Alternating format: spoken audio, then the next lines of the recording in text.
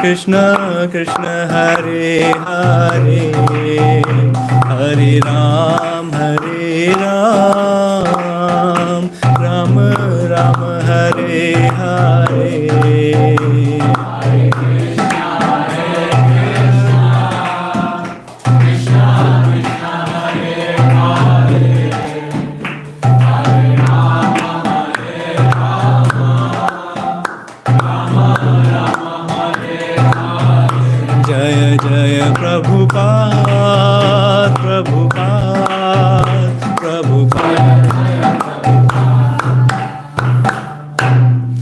Thank you. Om Namo Bhagavate Vasudevaya. Om Namo Bhagavate Vasudevaya. Om Namo Bhagavate Vasudevaya. Om Namo Bhagavate Vasudevaya. Om Namo Bhagavate Vasudevaya. Om Namo Bhagavate Vasudevaya.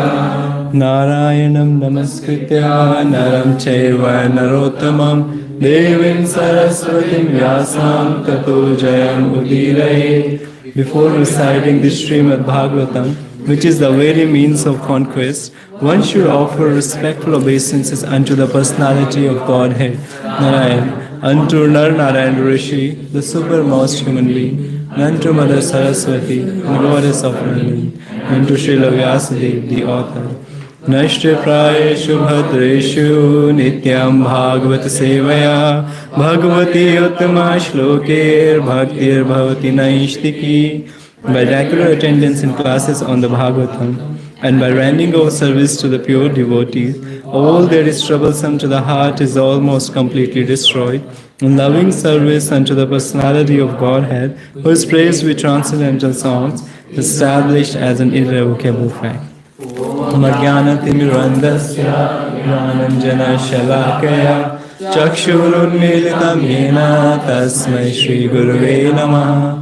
Darkest of ignorance, and my spiritual master opened my eyes with the torchlight of knowledge. I offer my respectful obeisances unto him. I can feel how it feels when you have to give a class. Every day I would take it for granted, ask a lot of questions. So today we are reading from Canto 8, chapter 22, from verse number 9 to verse number 14. I am not sure, whatever you... Okay. From 9 to 14th. Do we have translations ready? Yes. Okay. Prabhu, you can start. Text 9. What is the use of the mental body if it automatically leaves its own land of life? What is the use of all one's family members who are actually runners taking away money that is useful for the service of Lord and spiritual opulence.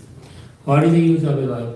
She is only the source of ill basic material conditions. And what is the use of family, home, country, and community? Attachment for them merely wastes the valuable energy of one's lifetime. My grandfather, the best of all men, who achieved unlimited knowledge and was worshipable for everyone, was afraid of the common men in this world. Being fully convinced of the substantiality afforded by shelter at your lotus feet, he took shelter of your lotus feet. Against the will of his father and demoniac friends, who were killed by your own son. Only by providence have I been forcibly brought under your lotus feet and deprived of all my opulence. Because of all the illusion created by temporary opulence, people in general who live under material conditions, facing accidental death at every moment, do not understand that this life is temporary. Only by providence have I been saved from that condition. Sorry. It's only 11. 9 to 11 only? Only 3 verses, okay. Thank you.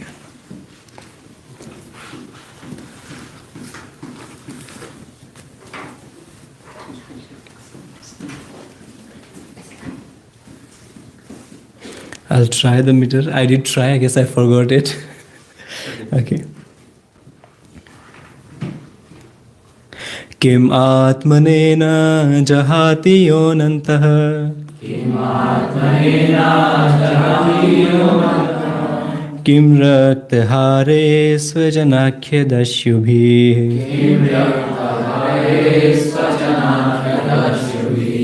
Kim jayaya sansriti hetu bhutaya.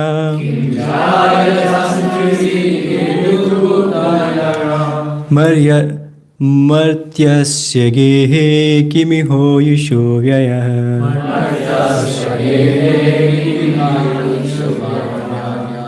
Kim atmane jahati anantah. Kim raktahare svajanakhya dashyubhi. Kinjaya sansriti hetu bhutaya.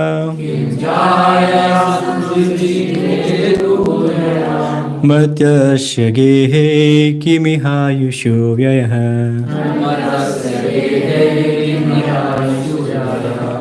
Yes. Kimatmanane jahati yo anantata. Kimatmane jahati yo anantah.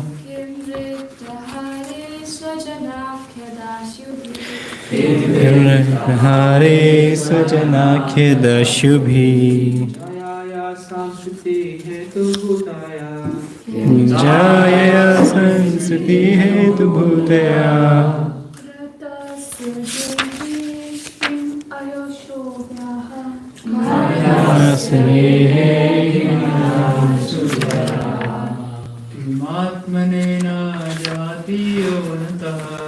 Kimatmanena jahati yonantah.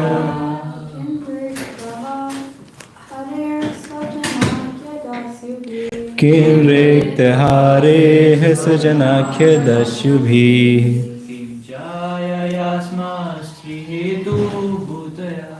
Kinjaya sansriti hetu bhutaya.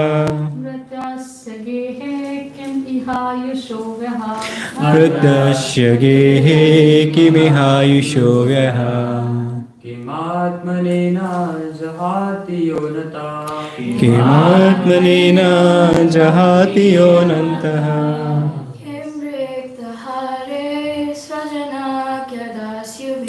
Kim riktahare svajanakhya dashyubhi.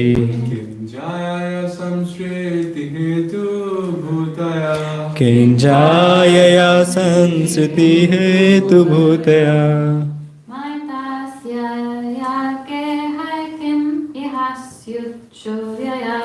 Martyasya gehe kimiha yusho vyayah. किमात्मनेना जहात्योऽनन्तः किं रिक्तहरैः स्वजनाख्यदस्युभिः किं रिक्तहारेः स्वजनाख्यदस्युभिः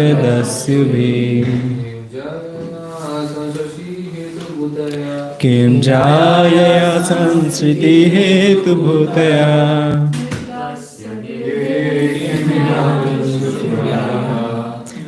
तस्य गेहे किमिहायुषो व्यः. Thank you. So just repeat after me. Kim, what's the use? Atmana anen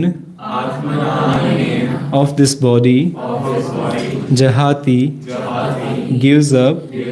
Yah, which body? Anantah, antitah, at the end of life. Kim, what's the use? Rikt hareh, the plunders of wealth.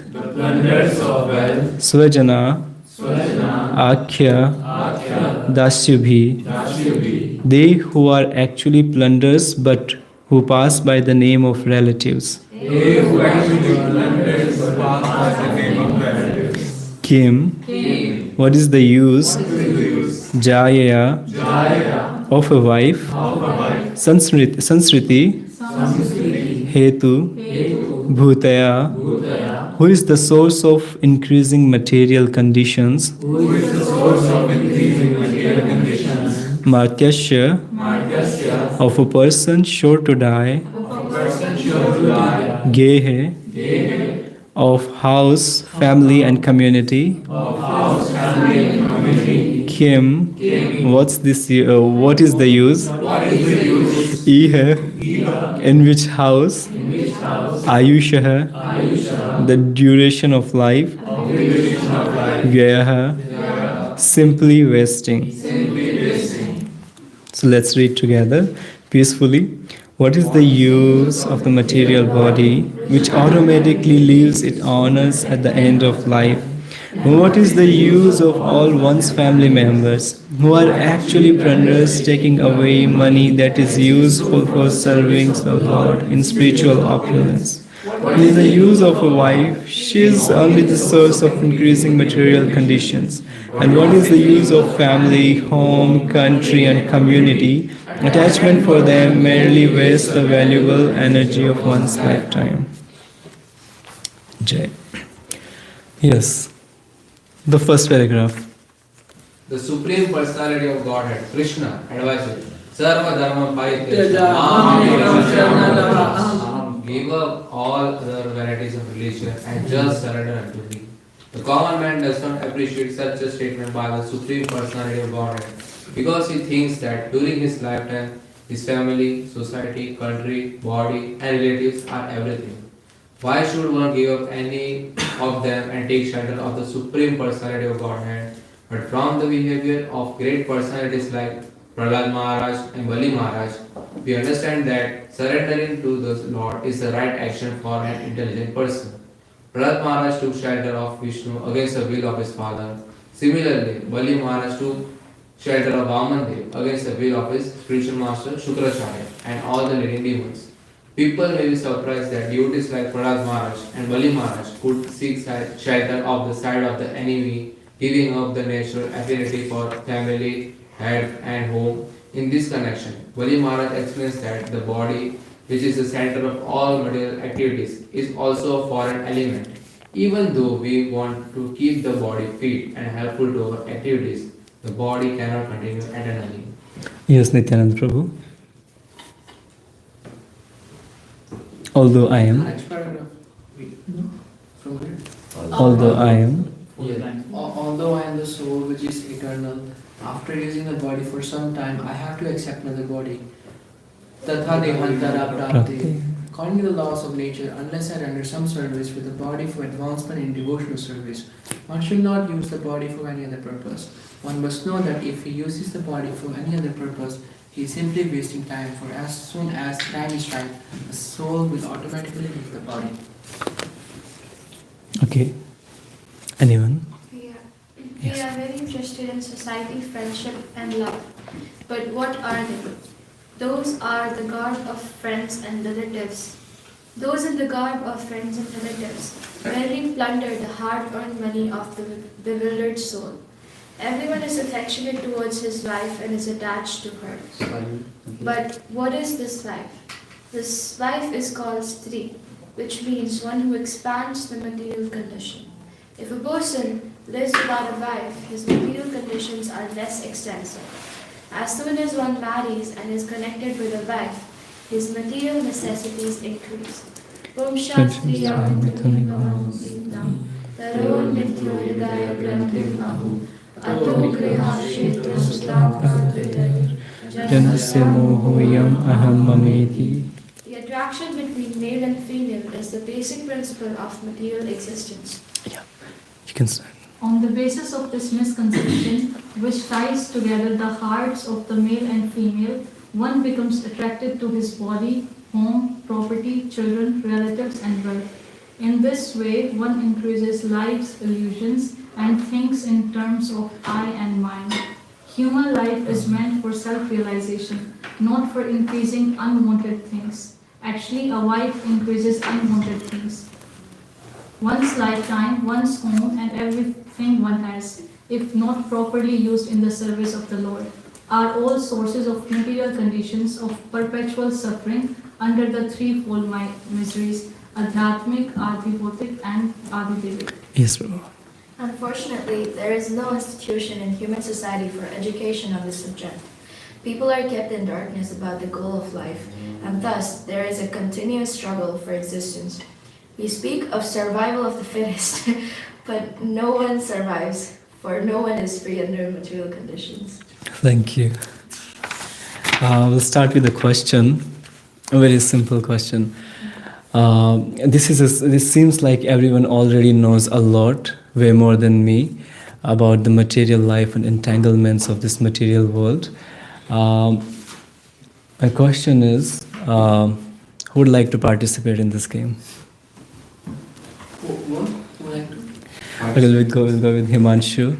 Himanshu, what if you lose your bead bag or your cell phone? You forget your cell phone in your room, and instead of looking for it in your room, you are looking it for everywhere in the backyard, front yard, or common areas, washrooms, everywhere you're looking for it. Could you be able to find it? Why? Because it's not good. This is something that we all are doing, something that we lost somewhere else. We are looking for it somewhere else. We all are somewhere chasing something, looking for something, and that something is something that we don't know what it is. It's so complicated. We try to kind of, see that thing in people, in faces, in achievements, in possessions, but still it's not there. Isn't it like that? Why is it so? What is that thing that we really kind of, chase or are looking for? We didn't actually study that situation and find out. We are leaving that place very quickly. Mm-hmm. Now, what's that thing that we are really looking for? What titles do we give to those things? What names do we kind of give to those things? Happiness, yes. Love. And? But we are asking for love, happiness from whom? Where are we seeking it from? From temporary people? I mean, how can a temporary person can give you a permanent thing? Someone whose cup is empty, they cannot refill your cup. Someone who is already begging cannot give you a loan. It's like that. Like asking for happiness in this material world from people who have so much of false ego. I mean, they have so many anarthas. They themselves don't have what you are looking from them. How can they give it to you? It's more like, you are churning water and just kind of expecting butter to come out of it. Even if you churn yourself in with water, nothing's gonna come out of the water.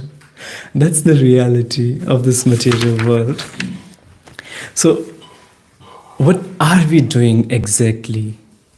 Why is it all happening to us? I know this is something that I've asked in the previous classes too, maybe. Something very common, but everything just kind of, relates to each other. We go to job. When people go to job, morning to evening, for what? If you ask them, are you happy with your job? Nobody would say yes, but they have to go. Okay, so what is it giving, what this job is giving you in return? Money. Money for what? To buy a house, to buy a car, to buy some more possessions.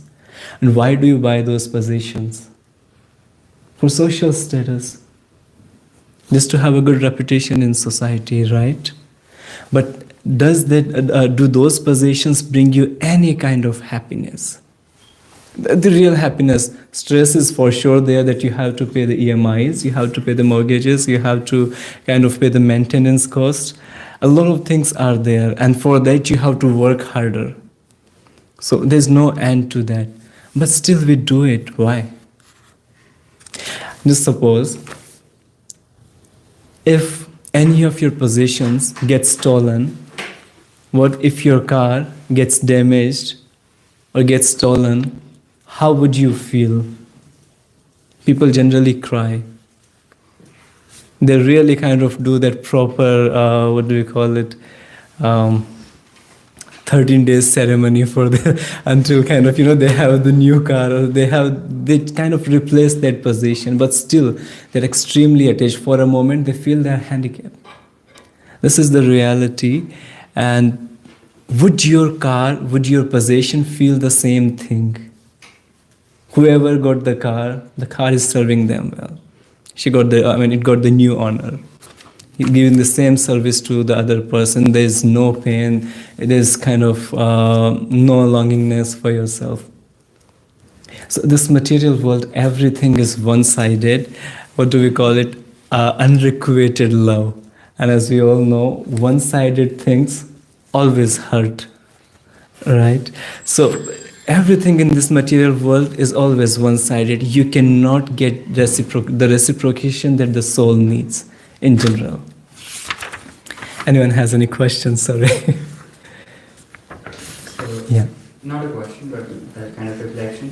So what you said from what you were trying to explain in the first thing is that you're looking for the right thing, but in the wrong place.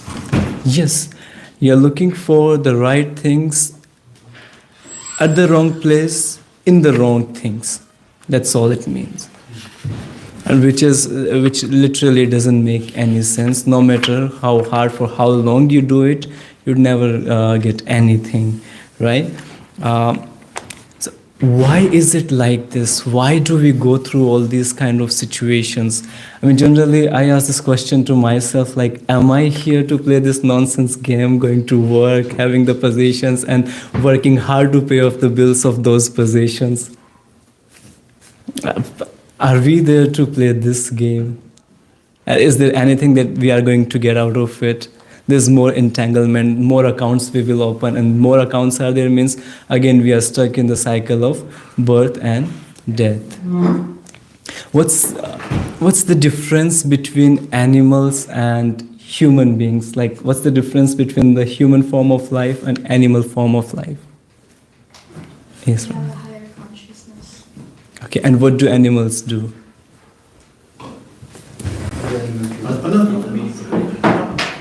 Animals don't do what they senses.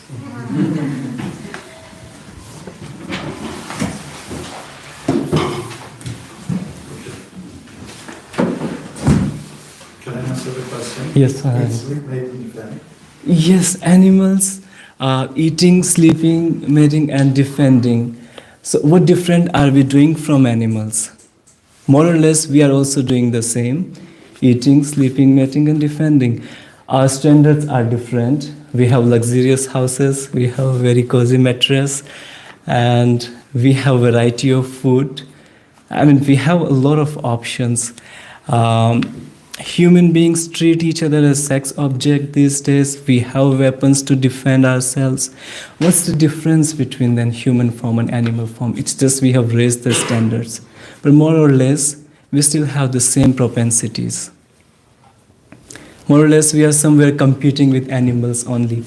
Why? I mean, what's the use of then this human form, apart of competing with animals? Animals, we can understand that they haven't been given intelligence. The form that they are in, they are designed in a way where they can just do sense gratification. They are not creating any extra karma. Somewhere they are just getting rid of their karmas. But in human form, every single thing that we do is another account that we are opening.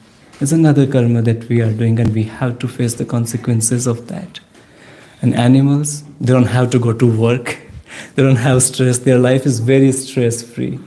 They don't have to work hard day and night and then acquire the positions. Their life is very stress-free. They don't have to go to job. They don't have their kids to go to school to pay off their fees. But in the human form, everywhere they are just miseries. Why is it like this that we are looking for happiness, we are chasing happiness, and in return what we get is just miseries, stress, anxiety, depression? Why is it happening, Chancellor? It's a simple way, you don't have to go that deep. Because we've forgotten Krishna.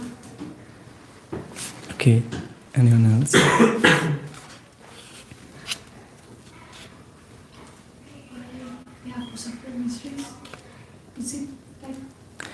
Okay, anyone else would like to answer?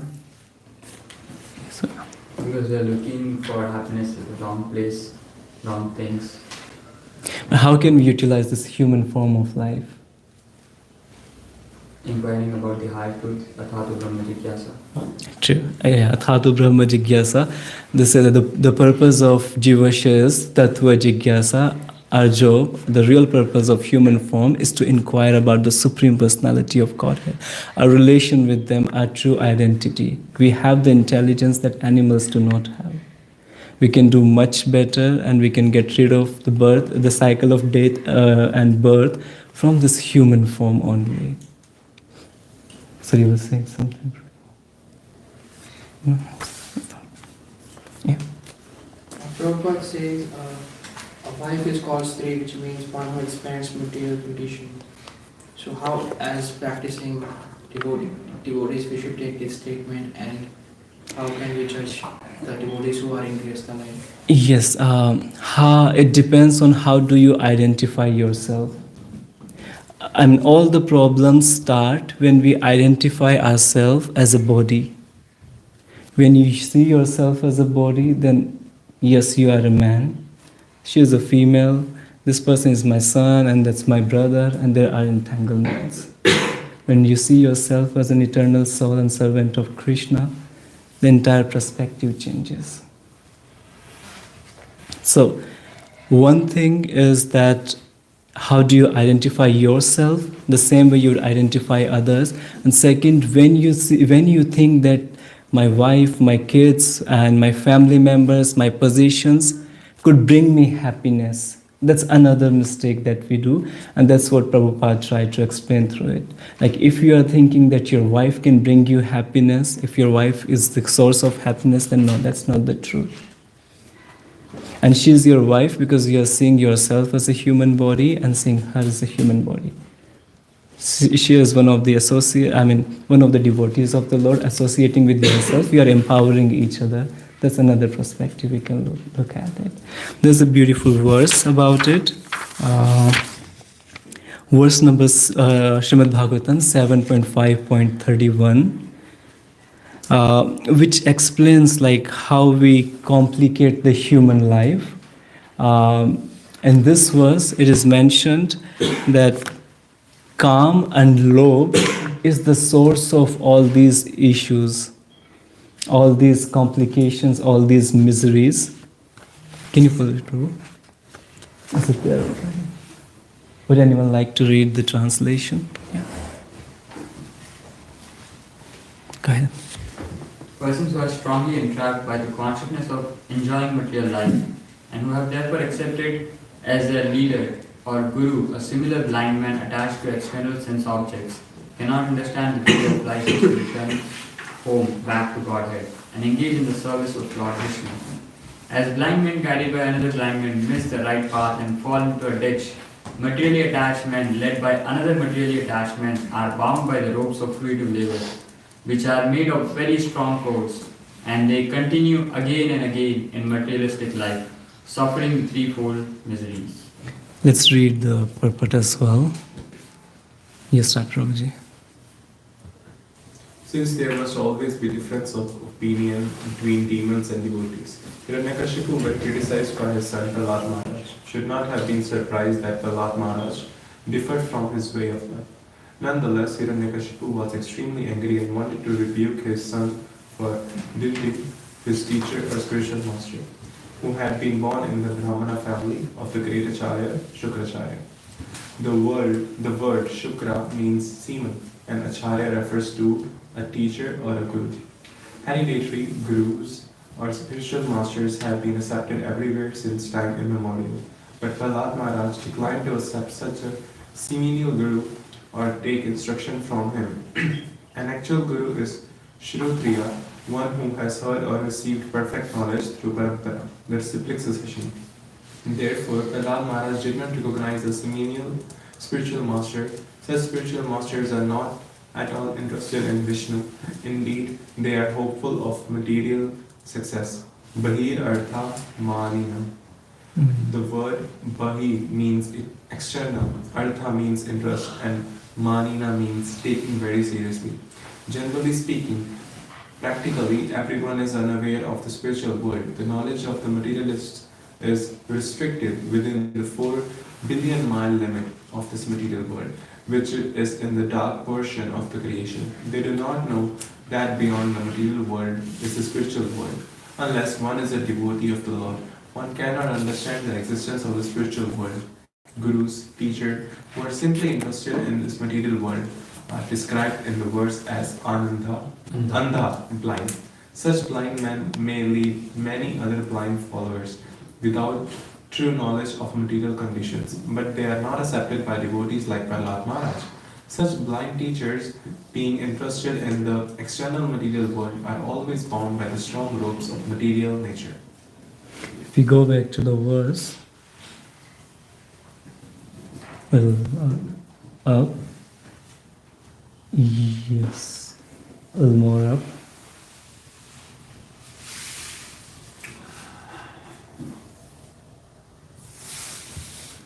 Yeah, okay, sorry. So, Prahlad Maharaj, if we see, there was a time when his father really loved him very much. He would make him sit on his lap and kiss his forehead. But when he saw that his son doesn't go his way, his son is not doing what he wants him to do, he literally was kind of very furious with him. The way he treated him, nobody can imagine. But that's how the material world is. When the attachment is there with human beings, is called kam. When the same attachment is there with possessions, is called lobh. And there are several examples, there are numerous examples in Shastras too that we have studied, that where these attachments take us. If we talk about the example of Dhritarashtra, Bhagavad Gita starts with Dhritarashtra. Would anyone like to share his story? Like how he was attached to his son. He had everyone. He had good knowledge of Vedas as well. He had advisors like Vidura with him.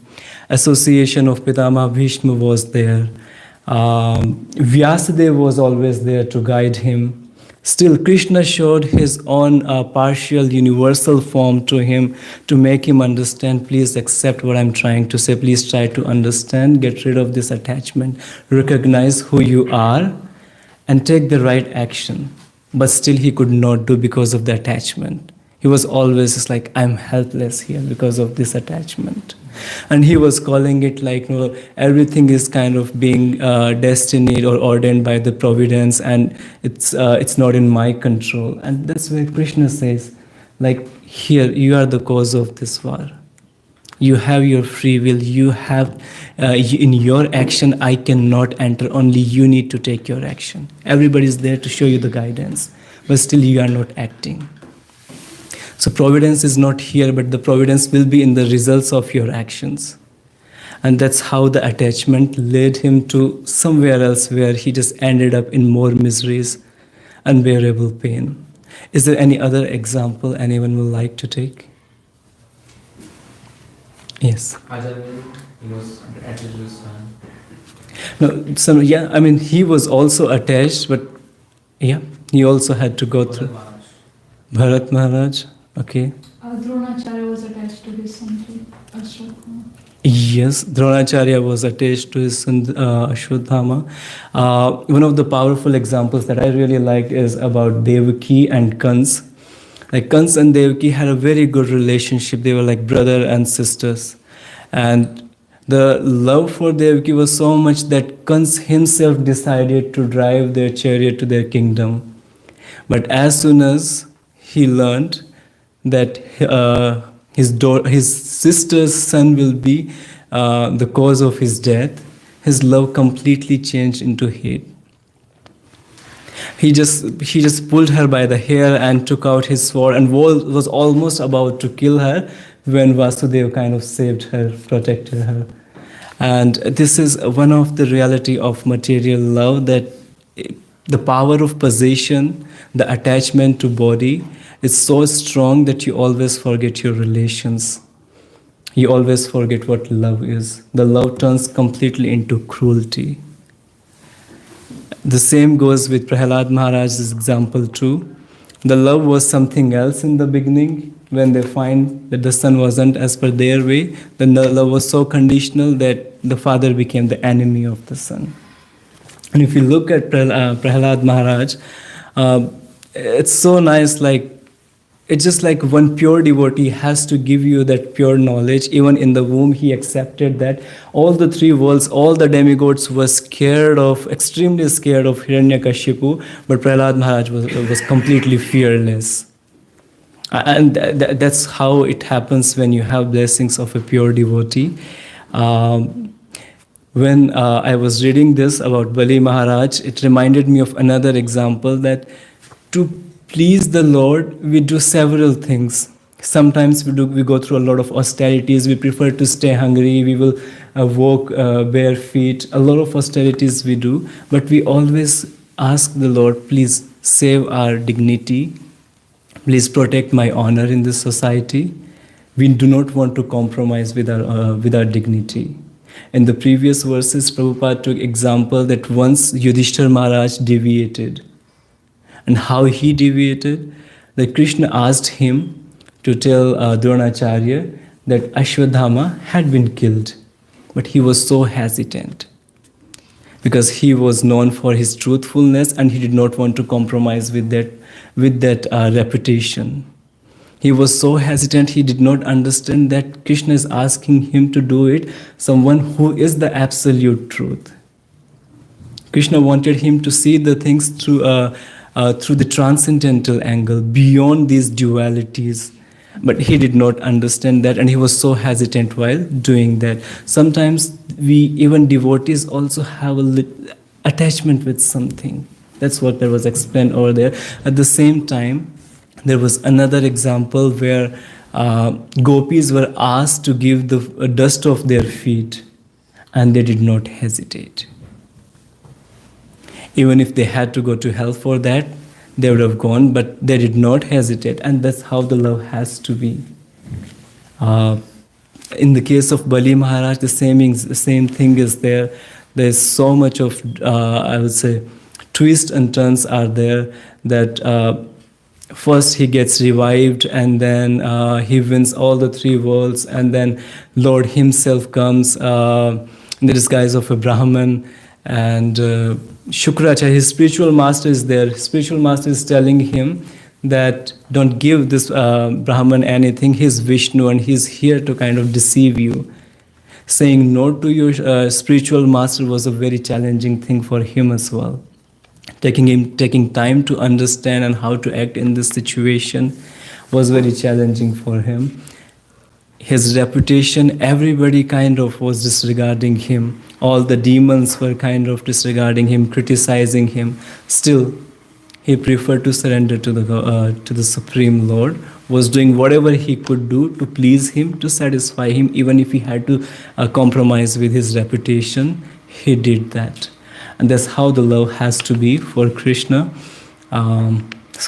Any questions if anyone has? Case of Ramachandra, KK was one family member. KK was also a kind of, you can say, like she did not, people do not have their daughter's name as KK, but if KK wasn't there, the Ramayana wouldn't have been like the way we have it now. I mean, her role was very important. Yes, you had a question. Yes, Prabhu. You were talking about how devotees, they surrender, like they don't think about their own reputation and surrender everything to Krishna. So how can we develop that? You know, there is some level of reputation that we want. There is some level of I would say pride that we have. How to give that up and how to depend on Krishna. And if Krishna asks, you know, ready to give everything, and how to do that? You know, as long as you know who you are, your real position and your destination means you're far ahead from such kind of people. You are on the spiritual path. You know your destination is somewhere else, not in this material world. People are traveling here, but they don't know what's their destination. Traveling without destination is very challenging. So you are on this path where you know your destination. The only remedy is to follow Guru, Sadhu and Shastra, and service is the best way. Service is the best way. Service doesn't have to be externally done always, that lifting weight and doing all those things which can be seen, but whatever we learn, we have to implement it in our life. We need to make sure that yes, we are using this knowledge practically in our life. We all have different kind of perspective. We all have different kind of background story, and in everyone's life, the knowledge fits in its own unique way.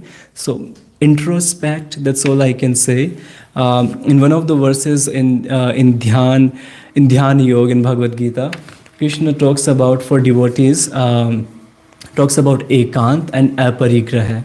Have a very limited people in your life. Don't have too many accumulated people. Don't accumulate too many people. Don't have too many positions in your life. When you have ekant, seclusion that we call, you can introspect. Whatever you have learned, you can introspect, you can contemplate on that, how you can utilize this knowledge in your life. And you need that time very much. Because if you don't have something, and you know that I don't have this thing, you can work hard for it and you can acquire it later or sooner. But you don't have something, and you think you have it, there's no possible way that you can have it someday. The probability diminishes. So whatever we have learned, the best way for us is to assimilate it properly, do proper contemplation on that, do your introspection on regular basis, and it becomes very simple for us then. We realize where we make the mistakes and how we can implement the knowledge, and as soon as we start implementing it in our lives, things start changing positively. We feel like very clean from within, very hygienic, very organized. Things seem very smooth to us. That's how I do it. If I'm not wrong, you said we should not have many friends. Don't have too many people in your life. What if we have too many devotee friends? Is that okay? There has to be a purpose. There should be something that connects you with them. If you are with them without any purpose, spiritual purpose for sure, not for the Prajalpa thing. Yes. Even in the case of husband and wife's question you asked, if the husband and wife are being connected by Krishna. I was reading one of the books of, I don't know the name of the Prabhus, the couples who talk about relationships and all. Arjun, you're talking about Yes, yes. Prahar and a whole bunch of people authored that book, Heart to Heart Connections. I think so. Yeah. So in that, yes, it was mentioned that there should be a center point that connects you, because if we see things through human perspectives, bodily concepts, then we just would use and abuse each other. But there's something to connect, that connects us strongly, that guides us. There's the source of guidance and empowerment. Then the relationship remains very healthy and powerful. So it was explained like husband is the right hand, wife is the left hand, and this part is something that's connecting them, and this part is very important. And that part is Krishna, that we call. And so that has to be there in all the relationships that we have. Anything else?